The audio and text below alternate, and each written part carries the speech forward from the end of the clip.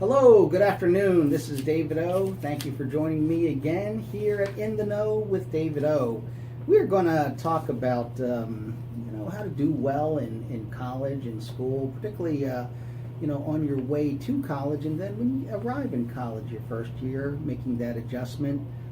Something important to everyone who's going to try to make it into college. But especially for those who don't have like a role model, or you're the first generation to go to college. What a strange experience. And so a lot about what you might worry about, or kind of finding out about what you don't know about. And so we'll be talking to Dr. Stephen Jones, Associate Dean of Students at the College of Engineering at Villanova University. He is an author, a speaker, and someone who provides training and workshops in the area of how to do well in school and get into college, and by the way, parents, how to find money to pay for it. And then we'll be speaking to Marangeli Mejia-Rabell. She is the Film Fest Director of the Philadelphia Latino Film Festival. And we'll be talking about showcasing the work of Latino filmmakers here in Philadelphia. Let me, of course, just thank the show's sponsor. That is Weinerman Pain and Wellness. They're located at the Line Title Building, 100 South Broad Street, Suite 1800B. They are, just an excellent office in terms of helping people to get back to as full a life as possible, pain management, rehabilitation, and other things, work-related injuries, and all that. Check them out, Weinerman Pain and Wellness. And then listen, if you want to check out last week's show, we had the former mayor of Philadelphia, John Street. He was on our show. Interesting topic. It all had to do with property taxes and the fact that as a former mayor of Philadelphia, he is suing the city of Philadelphia. Isn't that unusual? And so we went into it a little bit with what he's doing, why he's doing it, and we also talked a bit to Reverend Jeremiah Cousins of the Evening Baptist Ministers Conference, as he was kind of giving us some updates on what was happening, because last Tuesday was election day here in our region, all our surrounding counties and Philadelphia itself. And so let me congratulate all the winners, everyone who won the primary. Listen, if you're here in Philadelphia, you pretty much won. That's what it works with the 8-to-1 registration advantage for Democrats. For others, they move on to November. And so good luck to everyone, and of course thank you to all the candidates who put themselves out to run for public office. It's such an important thing for our democracy. Well, let me start by introducing just a little bit our first guest. Our first guest is Dr. Stephen Jones, as I said, Associate Dean of Students at the College of Engineering at Villanova University. Among the things he's done, he has been someone who has been passionate about helping students and parents succeed in getting into college and doing well in college. He delivers presentations on how to study, how to communicate effectively, manage your time, things like that. He's the author of 3 books, The 7 Secrets of How to Study. They involve numerous topics, but they are generally grouped in 3 books. Parents' Ultimate Education Guide, Mapping Your Strategies for Better Grades, and Ultimate Scholarship Guide. So joining me now, let me welcome Dr. Stephen Jones. Well, thank you so much. I'm so happy to be a part of this program today. Well, thank you very much. And as I was talking with you, I found out that you're a local guy. I am. Yep. I am. I actually grew up in West Philadelphia, Mm-hmm. and all throughout the city of Philadelphia, working on issues of the community, and education has been my passion. Yeah. Another thing that I found out is you're the associate pastor at Christ Community Church of Philadelphia. As again, right in West Philadelphia, Yes. and it's wonderful because I'm on the campus of the University of Penn. Right. So I'm with students all the time, whether I'm at the university or in the city, and it's really wonderful. Okay. Well, let me start with this. I mean, why did you write these books? And by the way, these books are not super thick. They look like they're pretty easy to read. They're very user friendly. They're well organized, broken into 3 books, seven chapters each book, 21 kind of topic or chapters all together. But why did you write these books? Well, two main reasons. One, I found a lot of students coming to college did not have good study habits. And so, unfortunately, what that led to is not having good grades after the first or second semester, and then feelings that they should drop out. Right. When maybe it was just a lack of preparation that positioned them in that way. And so I wrote that book to make it easy for them to get the tips and strategies that will help them get successful. Now you had been doing this for a while, I suppose, before you probably said to yourself, man, I keep repeating myself every I'm just going to write this down. There was a book, it was called The Master Student. It was 400 pages on how to study. Oh, goodness. And I said to myself, 400 pages on how to study, I need to create something that they can open up and right away get some tips and strategies on how to be successful as a student. So here it is. Yeah. Well, it's interesting because I can remember, when I first went to college, I had lived at home, ultimately went to Central High School, commuted up there, obviously, took public transportation, came back home.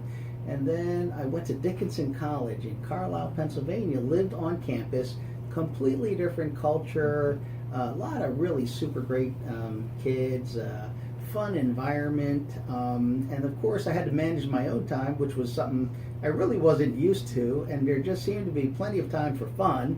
And little did I know that my friends were masters of looking like they didn't study, but in fact really studied very hard in secret. But they were all about fun.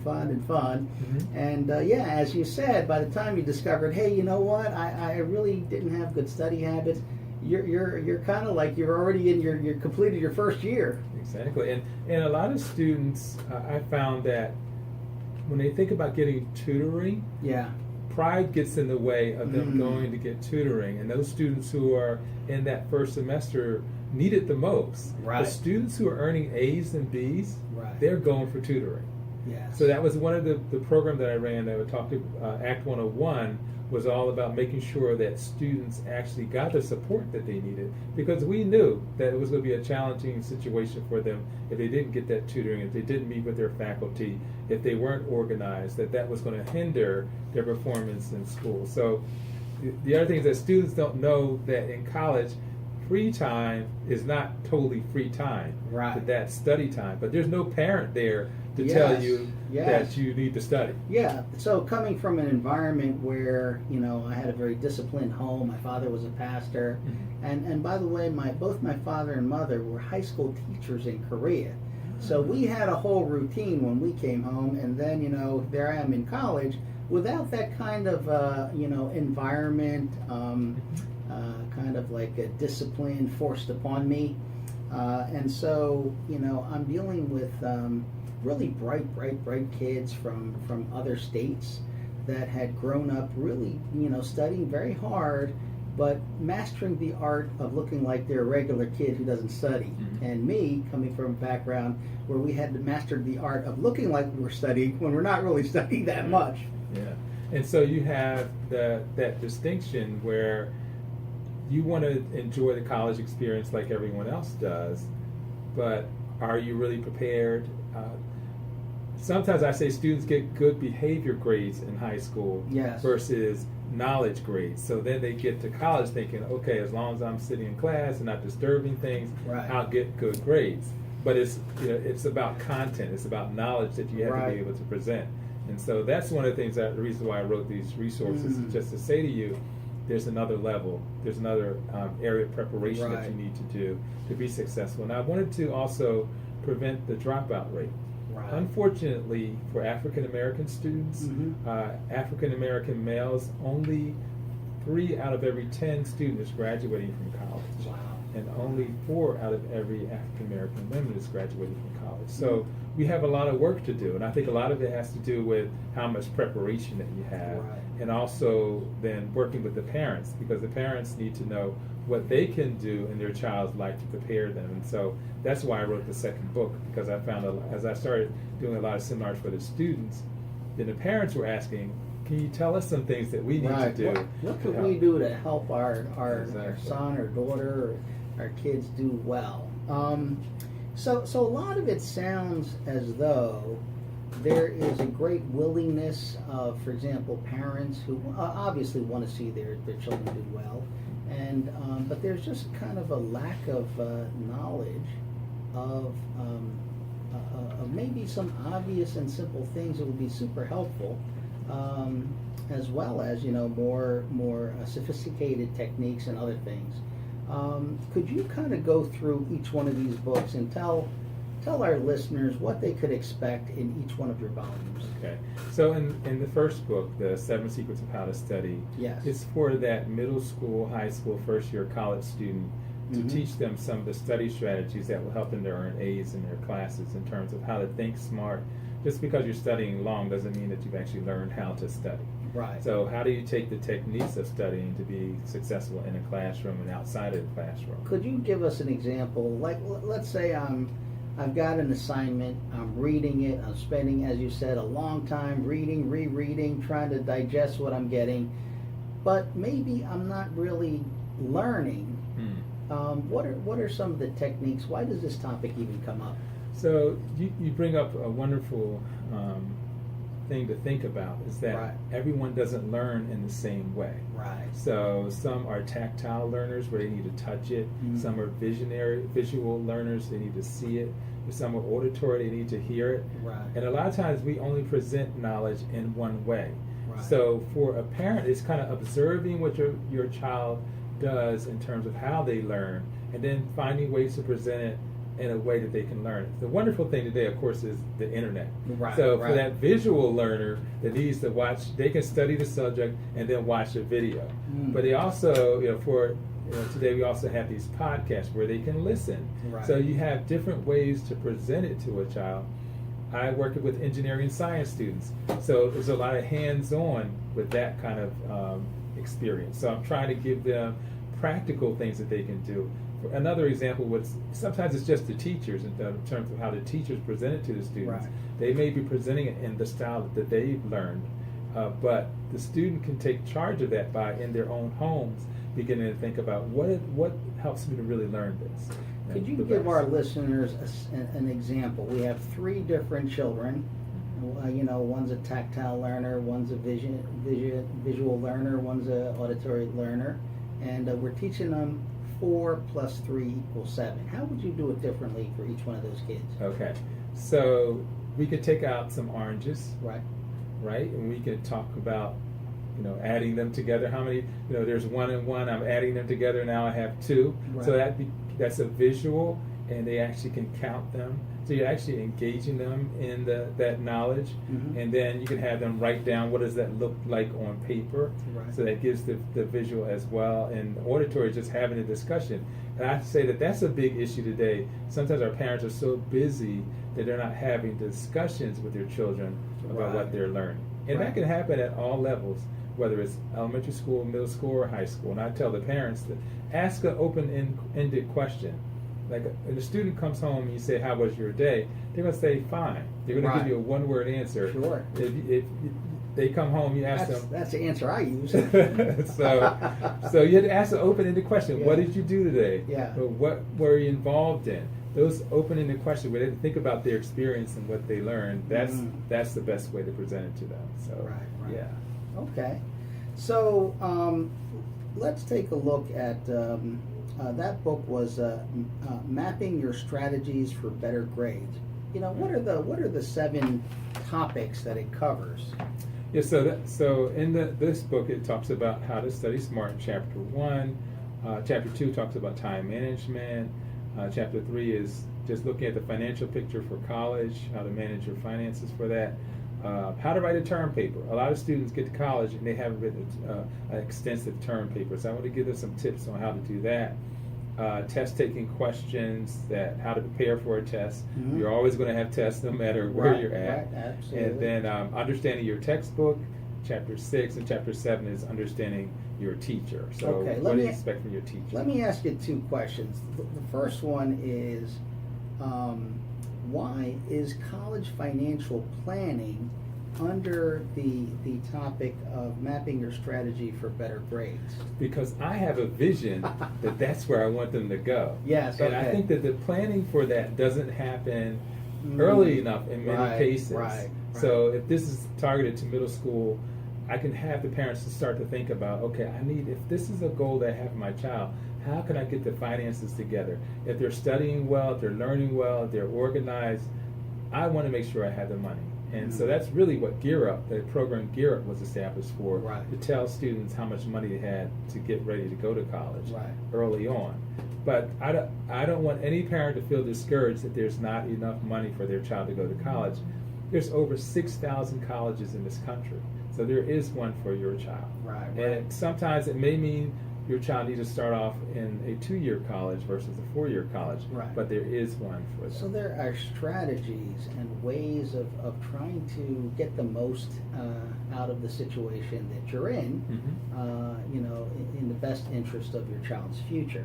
And then, of course, everybody would understand your teacher, but what specifically do you show the students and the parents about why it's important to understand your teacher if you're going to get better grades? Well, one of the things that I do see in Philadelphia is that parents don't show up for a parents' night. And that's an important activity that parents need to do to find out the first day of school, what's the expectation? What can I do with my child to help them through this particular subject? Actually take notes while you're meeting with the teacher and say, okay, this is what you expect.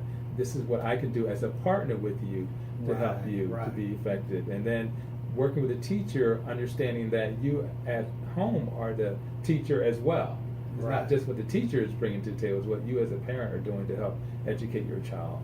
And sometimes what parents will do is, oh, I sent my child to school, so they're going to learn something. But you had to partner with them as an educator as well. Educators want that partnership. Is that what you're saying? Absolutely. Because I know a lot of parents here in Philadelphia, and no insult, but just simply the whole point is you send your child to school, and then school takes care of that, and then your kid, unless they're being suspended or they create a problem, everything's kind of like up to the school. Yeah, you want to empower the relationship from both sides of it. And it's an opportunity for you to get to learn some things that maybe you didn't know when you were going to school. And now you become a parent, so now to play another role and a more involved role can make a difference for your child. And it does also, it impacts your child's grades in some ways, because now you can be assured that you're giving them, the teacher, the information that they require. Okay.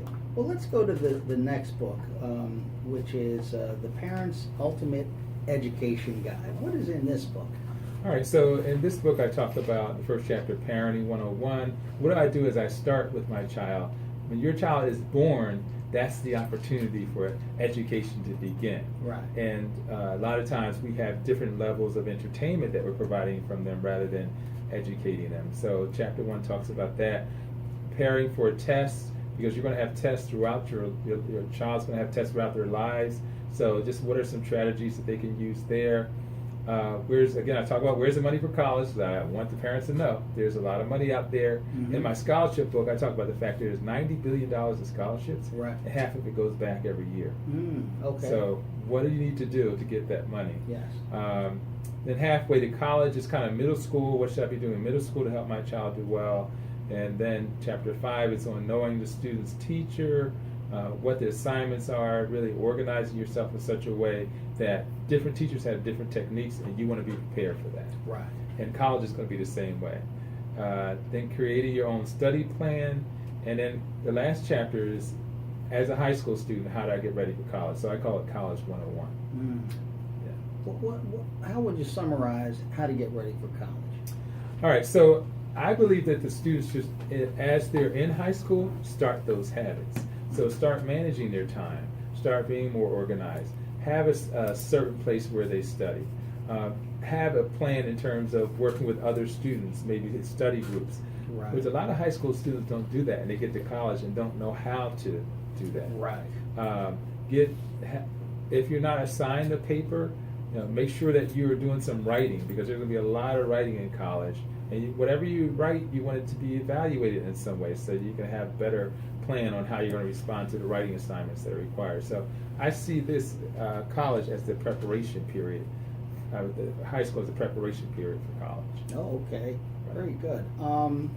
Well, let me say this. We are going to take a commercial break, but stay tuned, because we have another book to go through and some more with Dr. Stephen Jones about college and how to do well in college for parents and students. We'll be back. All right, we are back. Listen, I'm here, talking about how to get in college, do your best, and kind of a guide for parents as well as students with Dr. Stephen Jones, Associate Dean of Students at the College of Engineering at Villanova University. He's also Associate Pastor at Christ Community Church of Philadelphia, and he has his degree in psychology, and he helps students and others perform their best. You can always reach out to him.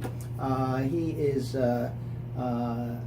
drstephenjones.net. It's www.drstephen, S-T-E-P-H-E-N, Jones.net, drstephenjones.net, for better grades, or call 610-544-5480. He is a nationally acclaimed and recognized education advocate, workshop presenter, and author. He's available for training and speaking engagements. Now, we were talking about, College 101, where he was saying, like, yeah, well, if you kind of get yourself in the right habits while you're in high school, that would really help you when you get to college. And I said, well, listen, that's something I certainly didn't do. I figured I was going to finish high school and start, being in college when I got to college. But that's because I didn't know what I was getting into. And so, like all things, if you have a sense of what you're getting into and you can prepare, that's always better. Yeah. And so what can happen is that, let's say, for example, most of the week you didn't have homework. Yes. After. Right. And you still earned A's and B's. You're right. thinking that I can go to college and not really have additional work to do. Yeah. And that is really my free time after I finish my classes, and I'll get to the books later on. And that's how a lot of students get stuck that first semester. Right. They hadn't developed that discipline, is a good word, for spending hours of time. One of the recommendations that I have for students is basically for every hour of class, you should be spending 2 hours studying. Right. So if you look at it that way, then you almost have a full-time job in studying. Yeah, unfortunately, it doesn't ring true with many students. I mean, it's great advice, and but it's tough for them to accept it because it hasn't been relevant to them so far. And I can't tell you how many times I've run into students who, were obviously not doing that great, but they were getting straight A's. And their answer to me whenever I tell them, hey, you should do a little extra preparation, listen, I got all A's. Can't do better than all A's. And I'm like, well, listen, your all A's might really be all C's, in a more competitive environment. But it's just tough to tell someone who's getting all A's that they need to do any more work. So what I have been recommending to the high schools, yes. they bring in some college students to talk to them, or even if they're in a trade and they have to study, bring those students in so they could have the conversations. Because again, they hear from the adults all the time. They need to hear from someone close to their age that can tell them what they're actually doing in college. Because you're right. I mean, you might have your own image. I was the first person in my family to go to college, so I had my own image of what I was going to be doing when I got there, and I had some awakening that first semester myself. I didn't have the highest GPA that I would love to have had. Hey, me neither. That first semester. But listen, it's wonderful that you're telling, students, and it's also great to be telling parents, because parents sometimes don't know what their kids are thinking. I mean, when I was in high school, of course, we had to be in class. If you weren't in class, there was consequences. But when I get to college, it's kind of like, well, you need to be in class, but you don't really need to be here. What you need to do is do well on the final or the midterm or something like that. And so there weren't really consequences to not showing up until after you took the examination. But actually, it's kind of interesting because in our college, I'm in the College of Engineering. Yes. So when I was working on my doctorate degree, I was focusing on higher education, like how I could help students in higher education. Right. And I found that a lot of times students they don't have things mapped out. So if you're following a roadmap to nowhere, you're Yes. going to go to nowhere. Yes. So really it's helping them to plan and have a roadmap that they're going to follow for each semester. Each instructor is going to give you a syllabus, and that's your roadmap. And Right. you could decide to use it or not to use it. I thought that was just extra paper. So the goal is to get you using that and Yes. practically to help you to get through the semester. And also, just one of the tips that they can start while they're in high school, just meet with your teacher outside of the class time. So you can get to know you can get to know them, and you can find out exactly what they're looking for. Okay, well, this is really some very solid advice. It seems obvious to me now, but I guarantee you when I was in college, I wasn't thinking about any of these things. Let's move on to your third and final book. It's the book that I really like. It's Ultimate Scholarship Guide, and it's all about, how to write scholarship letters, prepare for a scholarship interview, uncover corporate and federal grants. Why don't you go through that with us? Because, today, not only do you hear about the just huge costs of college, which is prohibitive to so many young people, it appears, it's something that, as I kind of look at college and universities, and listen, I'm starting early because my daughter just turned 12. Yes. Listen, I am concerned about these costs. Yes. So why don't you go through a little bit about what's contained in this book? So this book, the very first chapter, I call it Scholarship 101. How do you get started? Because I get that question for parents all the time, is I don't even know where to start. I don't even know how to look, even though we have Google and all these other resources. So I try to give you practical tips on getting started. And one of the tips I'll give today is that you should have a day every week and a certain hour where your child and maybe you together are looking at scholarships, are doing the applications, getting the recommendations. If you don't have that specific time, you'll miss a lot of deadlines. I've had several students who could apply for a presidential scholarship, which would cover everything, but they missed the deadline. We also have another scholarship. They can get just tuition paid for.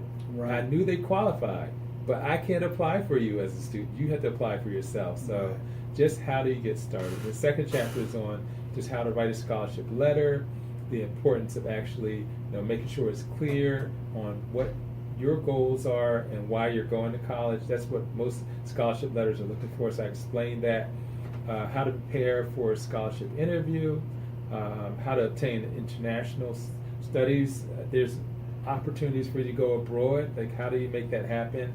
How to uncover corporate. There are a lot of corporations you use every day. McDonald's. You're going to Wendy's. There's a Coca-Cola scholarship. So you can go on and on. Corporations, the Wells Fargo, that you are in every day that offer scholarships that you can apply for. Right.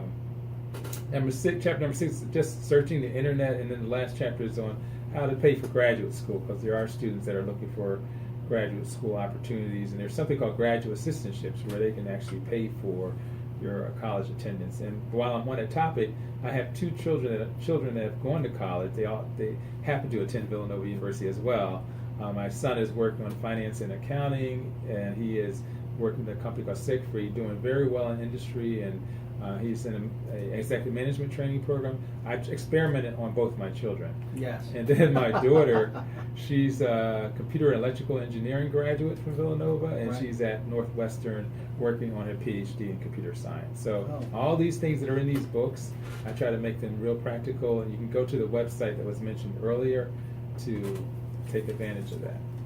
Yeah, and here's a topic, how to earn an A+ in 12 hours. So that's the kind of stuff that is in your book, you know, Yes. the techniques of how to do things right, because you're kind of like providing people in hindsight after, you know, a very lengthy career and trying to help people to be successful, things that they don't know about because they haven't done it yet.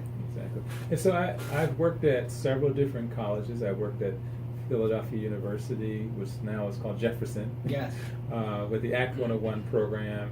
I've worked at Drexel University for 13 years in the engineering department, helping those engineers to get through. And then also now at Villanova. So I have a lot of experience in that. Right. And I just am really passionate about sharing it with families, school districts, to help their students be successful.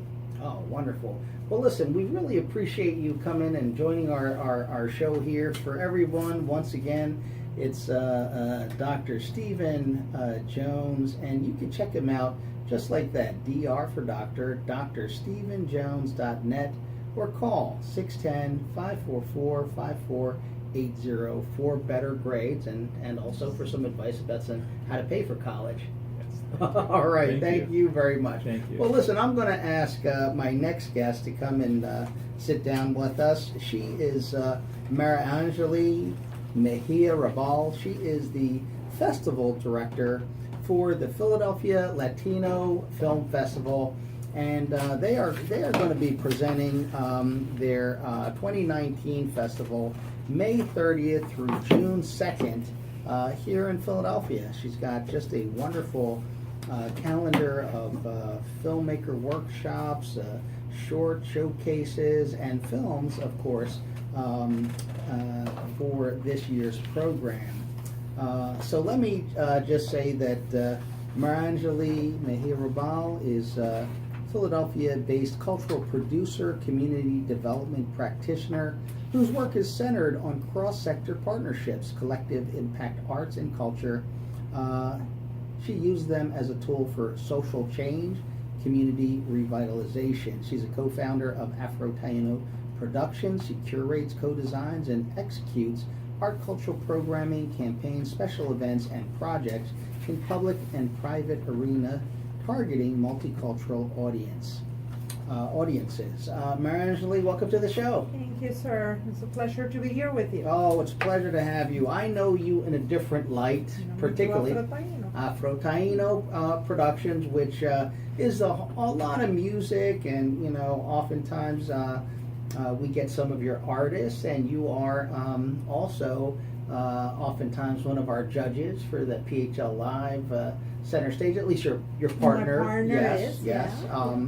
Rashawn Lucas. Yes. But tell us about the Philadelphia Latino Film Festival and what's happening this year. So the Philadelphia Latino Film Festival has been around since 2012, Mm-hmm. and our mission is really to showcase the work of emerging and established Latino filmmakers, but it's also to facilitate cross-cultural dialogue. Mm-hmm. And that's something that we take very seriously and embrace. It's a Right. great opportunity in such a diverse city as Philadelphia and the region in general. So what we have for you and for audiences are 4 days of programming. Right. We Starting have- May 30th to Yes. June 2nd, right? So we have historically been a 3-day festival, and this year we're starting getting a head start on the Mhm. Thursday to Yes. maximize on the Friday opportunity. Right. So we'll open on Thursday, May 30th. We'll be at Hamilton Hall at University of the Arts. This Yep. is located at 320 South Broad Street. Right. And our opening night is a shorts program. We Mhm. understand that people have long days at work. Yes. That Yes. people sometimes, you know, a lot of our colleagues have multiple events to attend on a night, and that audiences have a wide range of priorities and lifestyles. Right. So we want to make it easy for the person that has to pick up kids from a babysitter. We want to Mhm. make it easy for the one that goes out later in the evening to a club, so they can come, as younger folks will say, they can pre-game it with us. Yes. You know, somebody, Pre-gaming, all right. absolutely, somebody who wants to go out on a date, Yes. somebody, and actually, Pre-gaming is an appropriate term because Thursday will be the first night of the NBA Finals. Yes, That there you start go. at 9 p.m. So you can definitely come and pre-game with us. Yeah. And what we'll have is we are, as I said, we have a shorts program. So the short that we're showcasing this year, we feel is at the core of a lot of the conversation that we're having and the climate. It's called Room 140. And it takes place, Room 140 is the first room in this small hotel where folks that are being released from detention centers go and spend their first evening. So it's beautifully done. It touches on a subject that is really heavy, but in a way that it's just more about the human experience of that. It's not preachy. So that's very important to us, that we address topics that are heavy in a way that facilitate conversation. There's no judgment, right? Right, exactly. And we'll have that. So we're aligning ourselves with Visit Philadelphia as our co-sponsor our co-host for the evening. And they have this new 3-year campaign focused on the Latinx traveler called Philadelphia Gotta Feel It. You gotta feel it. So that's tactile, right? Tactile learners, tactile. they're accommodating everybody, and there are plenty of textures in Philadelphia and things to do. So we're trying to maximize on that, and they're wrapping Penn Station, and you will see a presence in media, and you will see a presence at events during the summer, and we have been blessed to be the first event of their campaign. So we're ecstatic about that. And to tell you a little bit more, and then I'll move on, I know our time is limited. We'll also, the festival weekend has 8 ticketed events. The rest of the offerings are free. I will say that all the offerings are all ages, but 2 that are actually just for all access pass holders, those are 21 and up. So families that want to come out with their kids, they can. Folks that are students that want to come in and are working and saving their money to hang out during the summer, there's no cost. So only 8 ticketed films. And those ticketed films, I want to say that we also have senior discounts, student discounts, and you can also do a series of packages. So we have a package. If you want to do 3 films, they're regularly $12. You can do 3 films, what we call the Film Buff Pass, and those will be $10 each. If you want to do all your films, but you're not interested in the 21 plus events, which is an after party and a concert, you can do all the films for $60. And then in terms of content, so to wrap up the opening night, not only will we have the Visit Philadelphia folks, the kickoff of the campaign, Room 140, we'll give you a preview, we'll acknowledge the winners and honorable mentions of our 2 awards, Youth Salon and Lola Award, but we'll also have some great treats from the folks at Puyero. So we have a little bit of food from South America, and Mercury to have a little bit of food from Central America, and Loco Lucho's Latino Kitchen at the Reading Terminal to have a little bit of the Caribbean flavor. So the idea is to be and celebrate as many creatives and folks in the creative economy here, be it gastronomy, be it design, be it film. In terms of design, I want to say that our space is being beautifully designed by Shannon Maldonado. She's one of our feature artists, and she's a designer that left career in the fashion industry to relocate to Philly and open her own store on 4th Street. But also she recently did her first interior design project. It's this boutique hotel at 16th and Christian called The Deacon. So we felt that this will be a great opportunity to showcase the design community in the city. If you look at our flyer, you see that there is the beautiful artwork of a fabulous Salvadorian artist who's a muralist and part of the mural arts family, and he's Carlos Rosa. So for us, Councilman, is also pushing ourselves as a team to also center our work around collaboration. And our art design, our art director collaborated with Carlo. He's collaborating now with Miss Maldonado. We're bringing different businesses. We're co-presenting films with a number of folks. So can I tell you a little bit about the lineup? Well, let's do that after the commercial Yes. break. But let me tell our listeners that if you want to learn more, if you want to check out trailers, purchase tickets, go to phlaff.org.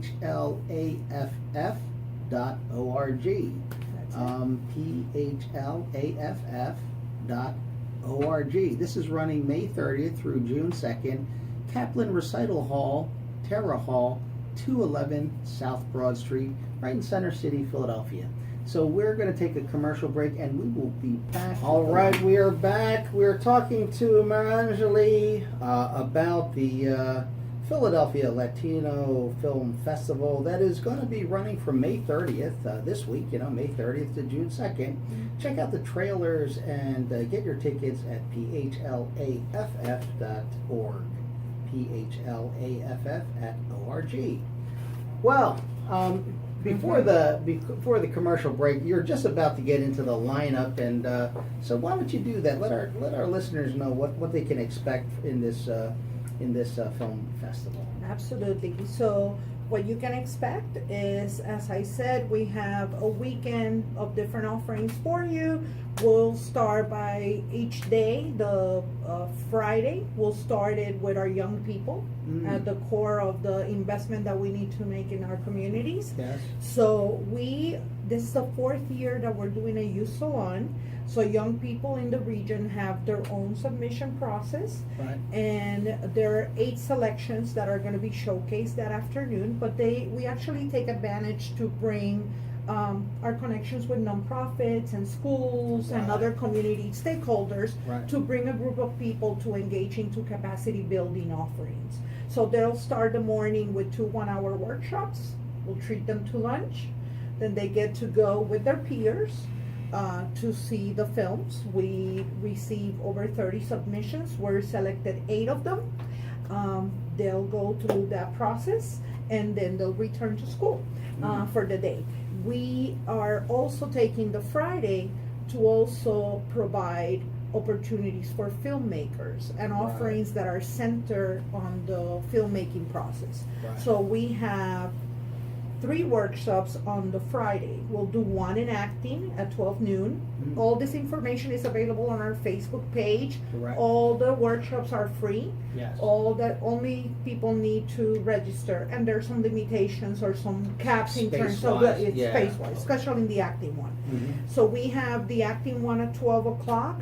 Then we're going to go into something that we're doing for the first time, which is also content creators want to know, where could I place my content? So we're doing something that we're calling one-on-one with broadcasters. So we'll have folks from Philly Camp. We'll have folks from POB and America Reframe that can talk to them about tips. So we'll do sessions, one-on-one sessions, about 10 minutes long, where people can sign up. And then they can learn, tips, do's, and don'ts. And then we have a filmmaker workshop on cinematography, and we follow that with a conversation around distribution. Then we're going to be, in terms of our selections, our features for the day, we have Landless, which is a film that comes to us from Brazil. And as you know, the issue of land in that country has become quite critical with their current climate. And then we go into something lighter. We do a filmmaker mixer, so people can relax and hang out for a bit. And then we go into Bacoso. And Bacoso is a film that is centered around this artist that goes back to Cuba. He's a DJ, and he's trying to connect. He loves Afrobeats, and he's trying to connect that to his ancestors and learn more about the journey.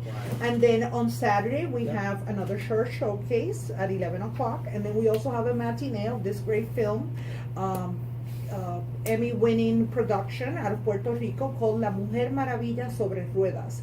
And it's about this young lady and her resilience and her spirit. It's a young lady dealing with cerebral palsy. And she's trying to, without spoiling it, she's trying to break a record of the Guinness Book of Records. So, and we're very pleased that she'll be with us. Somebody from the Chicago Film Festival, Latino Film Festival, fell in love with her story. And it's it has made arrangements for the young lady who's the film is centered on Right. to be with us, Oh, okay. Wow. with a companion, and then she's coming from Chicago to see what's happening in Philly, which is great. Right. Okay. Then we also want to promote local talent. So there are two emerging filmmakers, Cristal Sotomayor, who's part of the Scribe Video team and also Yes. part of the FLAF team as a programming coordinator, and Melissa Beatriz Skolnick, who's worked with us also in past years. And they Right. both have documentaries that are in progress. So we opted to offer them the space to have a lab where they can come in and talk to fellow filmmakers. They Right. will both present clips from their film and Mhm. also talk about their process, and then troubleshoot or share some of the wins, the challenges, the journey, right, with their peers. Then we go into one of our Lola honorable mentions, which is this short called 25 Texans in the Land of Lincoln. Mhm. Very interesting film about a group of young people.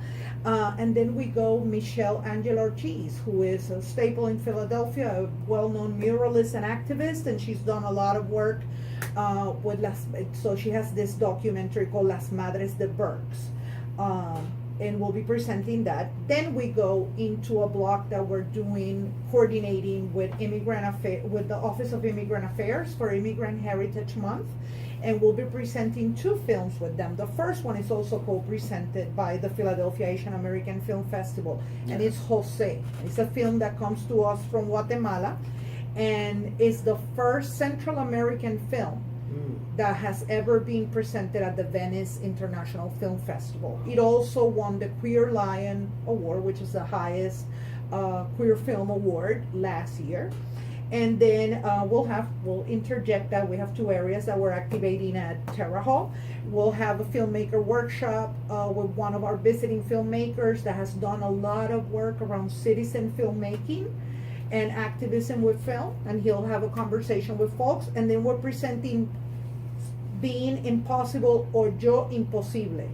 Yo Imposible is a collaboration between Colombia and Venezuela, and it's about a young lady who's intersex and everything that entails. Okay. Then we close it with Decade of Fire, and Decade of Fire is about the fires in the Bronx in the 70s and the organizing efforts in that community.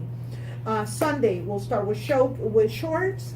We'll give folks that didn't have an opportunity, families, friends, folks that want to support young filmmakers that do not have access to the screening that the youth salon will do on Friday, because that's their space for the young people. Right. They'll have an opportunity to come check them out. Then we go to the Dominican Republic with this fabulous film, family offering called Lo que siento por ti, what I feel for you.